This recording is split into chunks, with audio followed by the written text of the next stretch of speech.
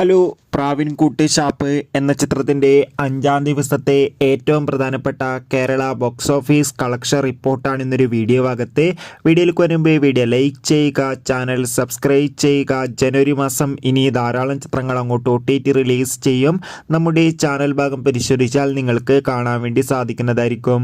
ബേസിൽ Joseph, Soubin, ചെമ്പൻ വിനോദ് എന്നൊക്കെ പ്രധാന കഥാപാത്രങ്ങളായി ജനുവരി 16-ാം തീയതി റിലീസ് ചെയ്ത ചിത്രമായിരുന്നു പ്രാവിൻകൂട്ട് ഷാപ്പ്.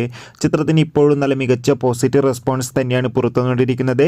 അതുകൊണ്ട് തന്നെ എല്ലാ സിനിമാ പ്രേമികളും ഒരേപോലെ പ്രാവിൻകൂട്ട് ഷാപ്പ് എന്ന ചിത്രത്തിൻ്റെ ഓരോ ദിവസത്തെയും ഓരോ കളക്ഷൻ റിപ്പോർട്ടും അറിയാൻ വേണ്ടി ഏറെ ആകാംക്ഷയോടെയാണ് കാത്തിരിക്കുന്നത്. ഫൈനലി ചിത്രത്തിൻ്റെ ഏറ്റവും പ്രധാനപ്പെട്ട കേരള ബോക്സ് ഓഫീസ് കളക്ഷൻ റിപ്പോർട്ടൊക്കെ പുറത്തുവന്നിരിക്കുകയാണ്.